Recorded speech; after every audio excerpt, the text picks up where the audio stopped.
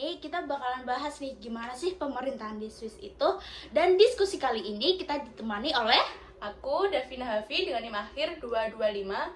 Aku Feby dengan NIM akhir 221. Aku Jenny dengan NIM akhir 226. Aku Amanda dengan NIM akhir 223.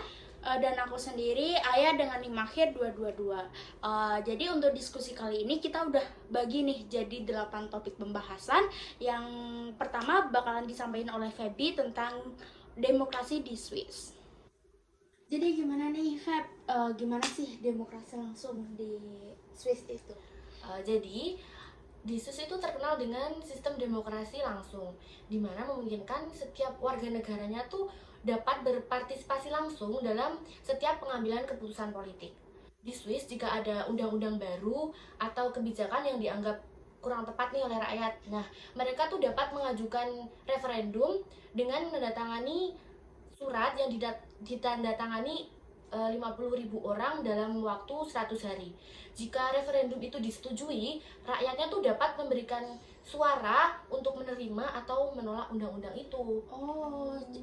Tapi bentar deh, ngomongin referendum aku belum pernah denger deh. Apa Sama-sama. sih? Kalian tahu nggak referendum itu? Aku pernah baca kok referendum. Jadi referendum itu kayak proses di mana masyarakat itu dilibatkan langsung dalam pemungutan suara kayak masalah politik.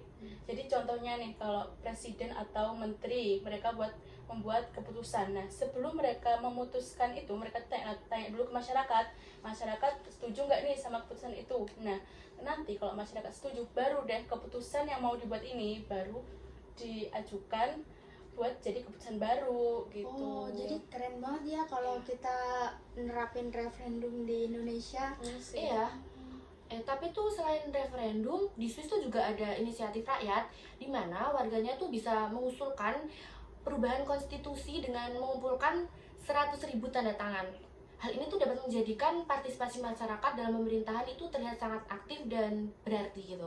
Oh, jadi keren Keren banget sih banget demokrasi sih. di Iya. Swiss. Iya. Kayak, oh my god, sayang banget sih Indonesia nggak bisa nerapin kayak gitu. Jadi kita cuman perwakilan di lewat DPR aja Iya, kan, dan iya.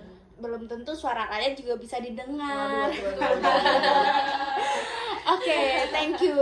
Jadi untuk poin yang kedua kita bakalan disampaikan oleh Jenny.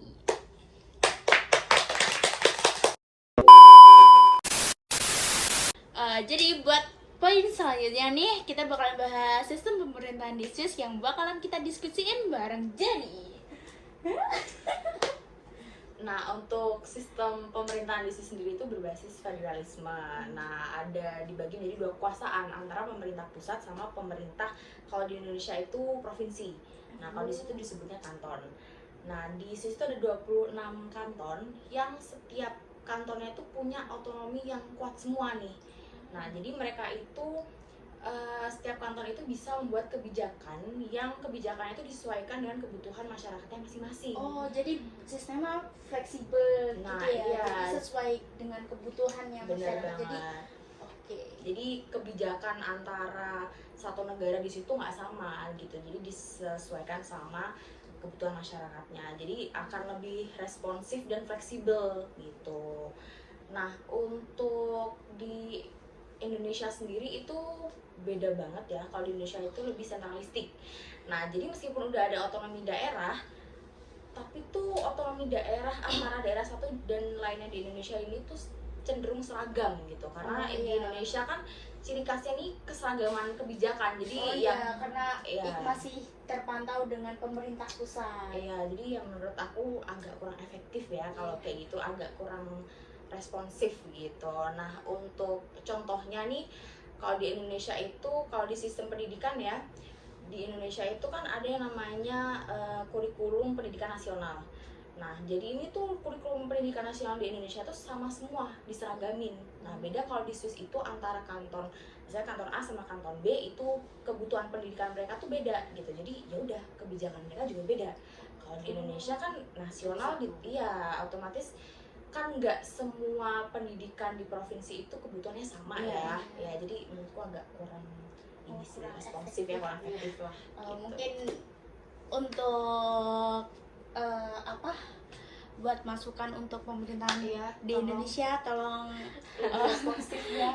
dan untuk kurikulum merdeka, entah sistem zonasi juga sepertinya kurang cocok buat diterapkan di Indonesia. Betul kurang. Oke. Jadi poin selanjutnya juga bakalan dibahas, kita diskusiin bareng ya sama Jenny mengenai Dewan Federal.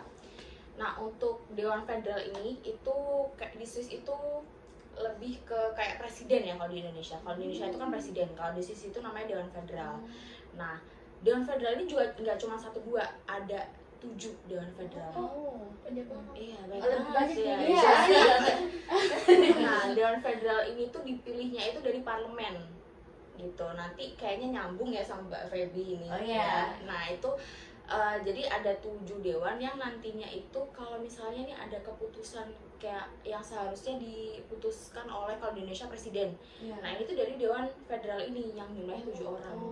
Nah, jadi nanti mereka itu bakalan berkolaborasi, dan setiap dewan itu 7-7-nya harus berkontribusi ya, nggak cuma 1-2, itu nggak 7-7-nya harus berkolaborasi sama harus berdiskusi bareng buat kayak nanti keputusan yang diambil buat negara Swiss gimana sih, kita aja sih. Berarti itu lebih ke mengutamakan diskusi lah Iya, ya. Kalau diskusi. kita di presiden kan, kita kan kalau kita di Indonesia kan kita cuma punya satu Iya, kepala pemerintahan iya. kan. Jadi kalau di Swiss kita punya dia Tujuh. punya 7. Tujuh, ya.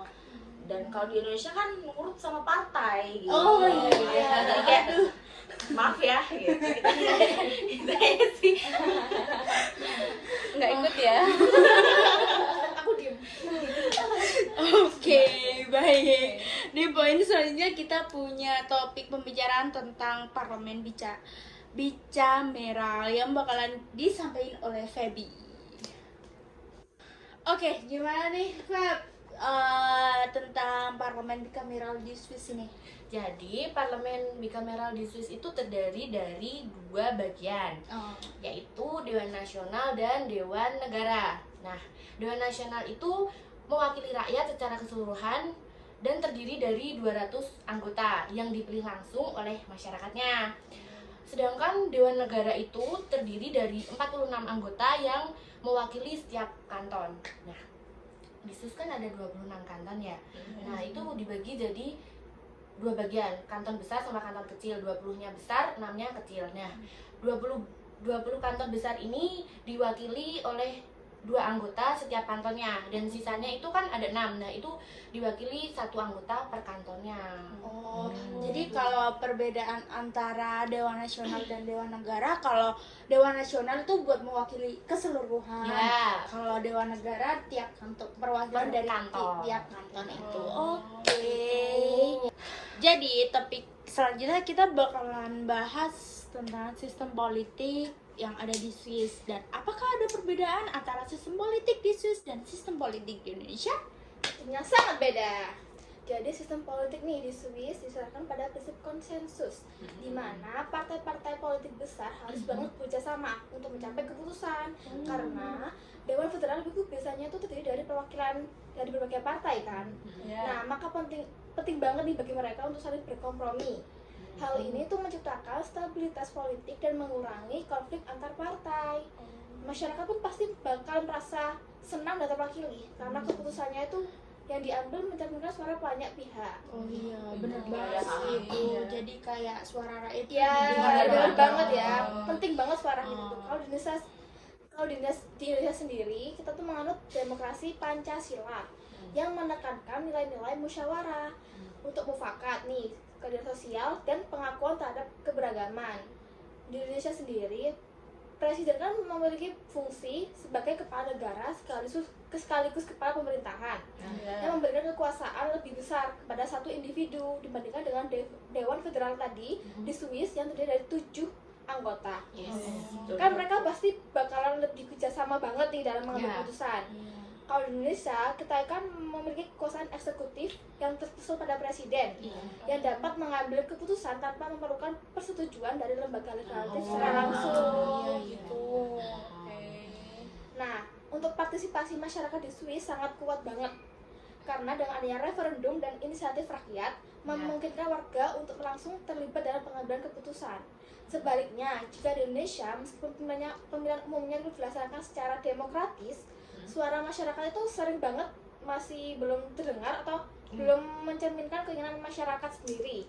Akibatnya nih, sistem konsensus di Swiss cenderung menciptakan stabilitas politik karena semua pihak diharuskan untuk berkompromi, sementara di Indonesia situasi politiknya bisa lebih dinamis dan terkadang bergejolak, terutama menjelang pemilihan umum atau saat isu-isu kontroversial muncul. Oh, jadi gitu, sangat beda Ya, banget kayak ya. kebalikannya Beda gitu. Ya, Iya, benar. benar sih. Selanjutnya kita bakalan bahas nih bagaimana mekanisme pemilihan yang ada di Swiss yang bakalan kita diskusiin bareng Davina. Oke, jadi gimana nih Dav tentang mekanisme pemilihan yang ada di Swiss? Ya, sebenarnya kalau ngomongin tentang mekanisme pemilihan ya, di Swiss sama Indonesia tuh bisa aku bilang sama, tapi tetap beda. Oh, Nah, gimana gimana tuh? jadi penasaran. Gini, kalau di Swiss itu pemilihan umumnya itu bisa terlaksana secara transparan dan sangat teratur. Sebenarnya beda sama yang biasa kita lakuin di Indonesia ya, walaupun transparan, tetapi tetap ada kecurigaan masyarakat, ya kan? Ya. Nah, terus pemilihan di Swiss itu mereka itu memilih Dewan Negara, Dewan Nasional, dan Dewan Federal. Di mana Dewan Negara dan Dewan Nasional tuh dipilih secara pemilihan umum, kalau Dewan Federal tuh dipilih oleh parlemen gitu. Nah, kalau di Indonesia sebagai yang kita ketahui itu kita kan milih presiden, DPR, DPD, sama kepala daerah. Ya. Kan semua itu dipilih secara pemilihan umum, ya kan? Iya. Terus perbedaan ini itu sepertinya karena sistem yang mereka anut itu beda. Kalau di Swiss kan mereka itu menganut sistem demokrasi langsung dan demokrasi federalisme. Sedangkan kalau di Indonesia kita itu menganut sistem demokrasi presidensial di mana kekuasaan kan ada di presiden gitu. Nah, kalau di Swiss ini kan mereka menganut sistem demokrasi langsung. Jadi masyarakat itu bisa kayak mengusulkan apa yang mereka mau gitu. berkontribusi Iya, banget, kayak langsung. Demokrasi banget. Iya, nih. mereka tuh bisa langsung kayak memberikan opini apa yang mereka mau kepada pemerintah gitu.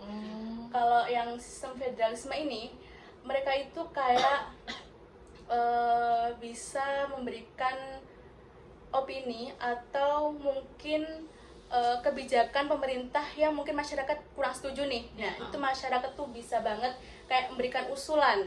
Tapi tetap ada syarat-syaratnya seperti yang dibilang Kak Feby tadi, masih ingat kan di awal? Nah, kayak gitu. Sebenarnya perbedaan yang mencolok tentang metode pemilihan umum ini itu sama seperti yang dibahas sebelumnya ya. Kalau di Swiss itu mereka lebih mendengarkan suara rakyat atau rakyat bisa langsung terjun ya berpartisipasi dalam. Kalau di Indonesia kita lewat dari Ya, DPR ya itu. gitu. Gitu. Nah, mana kalau di DPR itu kan maksudnya banyak sekali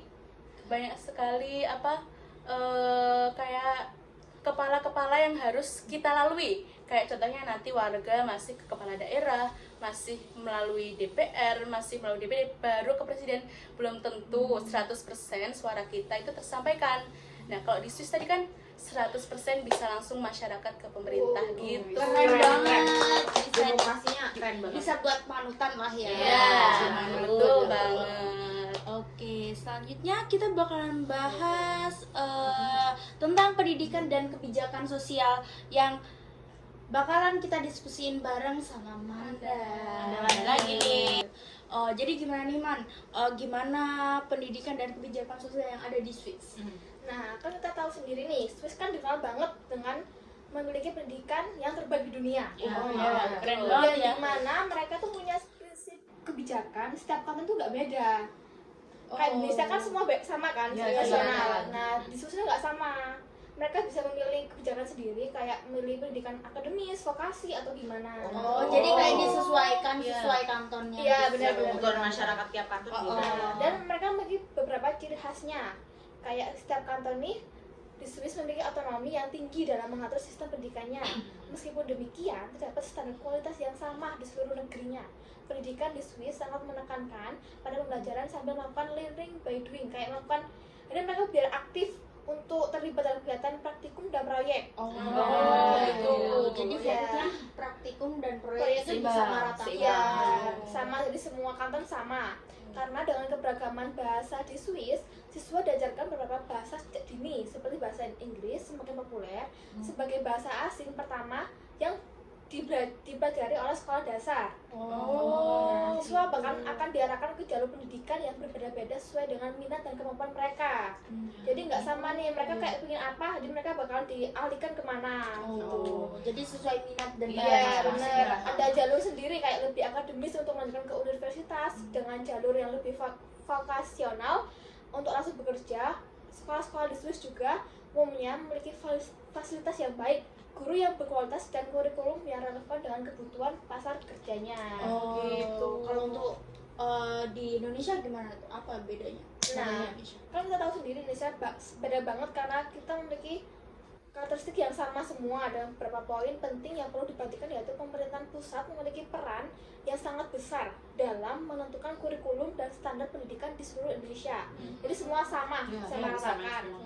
Pendidikan Indonesia juga cenderung lebih menekankan pada teori dibandingkan praktik. Jadi banyak banget teori kan. Kita tahu sendiri. Dan bahasa Indonesia adalah menjadi bahasa pengantar utama di sekolah-sekolah. Setelah sekolah menengah pertama, siswa umumnya memilih upaya untuk meningkatkan akses pendidikan di sana. Untuk menentukan akses pendidikan yang gimana nih? Jadi kayak mereka kan habis dari SMP nih, sekolah menengah nih. Nah, mereka bakalan umum memilih untuk melanjutkan ke sekolah menengah atas atau sekolah menengah kejuruan. SMK ya, Iya, SMK. jadi mereka memilih pendidikan atau kejuruan tadi. Dan meskipun seperti itu, mereka ada upaya untuk meningkatkan akses pendidikan. Masih banyak banget tantangan seperti kurangnya fasilitas nih di Indonesia. Iya, kurang Guru banget dan daerah-daerah terpencil kan masih belum terjamin dengan pendidikan yang berkualitas kan. Iya, Jadi seperti itu pendidikan di Swiss dan Indonesia. Oh, jadi kayak kalau di Swiss itu dia lebih ke apa? Balance Antara praktek sama Iya. teori kalau di Indo. Lebih banyak teorinya. Iya. Kalau nggak gitu diarahin kalau ke teori ya banyak teorinya, Iya. praktek ya cuma banyak prakteknya Sama teori. bedanya juga ada di fasilitas juga. Iya, Kalau itu di Swiss beda banget sih kayaknya. udah fasilitasnya udah oke lah ya. Kalau di Bener. Indonesia bahkan cenderung lebih baik Kurang. sekolah swasta Iya, daripada iya, sekolah iya, negeri. iya, Kalau iya, di- banget. Oke. sih, betul banget. Oke, terima kasih ya Manda.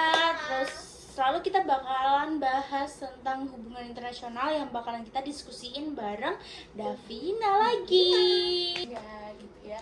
Jadi kali ini kita bahas tentang hubungan internasional. Sebenarnya hubungan internasional antara Swiss sama Indonesia itu mereka tuh punya kesamaan. Jadi mereka tuh nggak berpihak, kayak nggak ngeblok ke blok barat ataupun blok timur. gitu. Nah, tapi dengan mereka nggak ngeblok ini bukan berarti mereka itu menjadi negara yang terasingkan, bukan. Mereka tuh tetap bisa berdiri kokoh Jadi dengan mereka kuat gitu. iya, dengan keanekaragaman yang ada di negara masing-masing. Kalau di Swiss itu tentunya dengan teknologi yang sudah maju, keuangan yang memang sudah bisa memenuhi kebutuhan di negara tersebut gitu, dan sistem pendidikan yang baik juga. Nah, di Swiss itu juga merupakan pusat keuangan global gitu, makanya di negara Swiss itu walaupun mereka nggak berpihak ke barat ataupun timur, mereka tetap bisa berdiri kokoh. Kalau di Indonesia juga tetap punya keunggulan gitu. Jadi walaupun Indonesia ini kan kita terkenal dengan tidak berpihak gitu juga kan ya. Ngeblok. Ya, tapi kita juga tetap punya sumber daya alam yang tentunya berlimpah yang menjadi pegangan kita untuk tetap menjadi kuat. Jadi Bisa negara memenuhi- tuh iya. bisa memenuhi kebutuhan Ya, sendiri lah ya. Negara lain tuh juga tetap membutuhkan kita gitu. Nah, jadi sebenarnya Swiss dengan Indonesia itu inilah kesamaannya dengan di hubungan jadi internasional ini konteks Iya. kesamaan Iya. ya, kesamaan Iya. Indonesia dengan Betul sekali. salah satu kesamaan Indonesia dengan Indonesia Swiss dan ada di hubungan internasionalnya. Oke. Terus secara keseluruhan itu ya, meskipun kedua negara memiliki pendekatan dan prioritas yang berbeda dalam hubungan prioritas yang sama gitu dalam hubungan internasional. Indonesia dan Swiss ini juga tetap berusaha memperkuat hubungan bilateral melalui kerjasama di berbagai bidang gitu. Mereka juga aktif organisasi seperti PBB dan lain-lainnya kayak gitu. Makanya dua negara ini tetap kuat walaupun mereka tidak berpihak kepada satu negara gitu. Jadi nggak Iya. bergantung sama negara lain lah ya, bisa memenuhi kebutuhan negaranya Iya, sendiri. betul sekali. Oke, baik, terima kasih. Ya. Jadi sesuai apa yang kita bahas tadi, Swiss dan Indonesia itu punya sistem politik dan pemerintahan yang beda banget kan.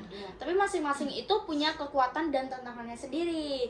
Di Swiss mereka benar-benar ngejaga yang namanya demokrasi langsung. Jadi rakyatnya bisa langsung ngasih suara buat nentuin kebijakan lewat referendum dan inisiatif rakyat Iya, itu. Betul banget. Dan ini juga bikin masyarakat lebih ngerasa Dilibatkan, dilibatkan dalam pemerintahan. Jadi nggak cuma pas pemilu aja.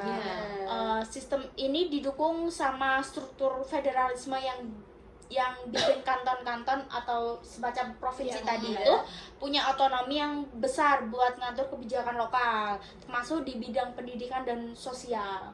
Keren ya, tapi nggak gampang sih itu. Soalnya perlu komitmen tinggi dari masyarakat buat terus aktif Iya, kan. betul banget. Nah, kalau di Indonesia ini, meskipun kita punya demokrasi Pancasila yang menekankan musyawarah buat mufakat, tapi praktiknya presiden juga punya peran yang kuat banget. Di sini rakyat lebih banyak terlibat lewat pemilu yang dilakukan 5 tahun sekali itu. Dan mekanisme referendum atau inisiatif rakyat belum semaju di Swiss kalau di Indonesia itu. Jadi sistemnya masih lebih sentralistik. Jadi daerah-daerah harus ngikutin kebijakan pusat buat implementasi kebijakannya itu, termasuk dalam hal pendidikan. Dan di sisi lain Swiss itu punya dewan federal kan yang enggak ada satu orang pun yang mendominasi. Jadi semua keputusan itu diambil bareng-bareng oleh ketujuh anggota yang mewakili partai itu kan. Jadi mereka juga harus kompromi terus. Sementara di Indonesia presiden punya wewenang besar buat ambil keputusan penting yang bisa cepet tapi rentan nggak mencerminkan semua pihak kan. Jadi kayak diwakilin gitu. Iya, betul. Dan soal itu pendidikan. Swiss itu punya pendekatan yang berbeda di tiap kanton kan, sesuai yang udah kita bahas tadi. Disesuaikan sama kebutuhan lokalnya. Mereka juga fokus ke pendidikan praktis, sedangkan di Indonesia itu pendidikan lebih ke sentralistik dan teoritis, dengan tantangan besar di daerah terpencil yang masih belum terjangkau apalagi fasilitasnya. Dan terakhir nih, dalam hubungan internasional Swiss itu dikenal dengan kebijakan netralnya. Mereka sering jadi mediator di perundingan damai dunia, sedangkan di Indonesia meskipun aktif di dunia internasional lebih fokus ke isu-isu dalam negeri. Tapi ini 11-12 lah ya kalau tentang hubungan internasional. Kita masih punya persamaan yang tidak memihak blok manapun ya. Jadi intinya Swiss dan Indonesia ini punya jalan masing-masing dalam ngejalanin pemerintahannya, dan Swiss juga lebih mengutamakan keterlibatan langsung rakyat dan otonomi daerah, sementara di Indonesia masih mencari cara buat ngimbangin kekuatan pusat dan partisipasi rakyat yang lebih luas. Oke, jadi sekian pembahasan dari kita. Semoga bisa menambah wawasan kalian, semoga bermanfaat. Oke, bye.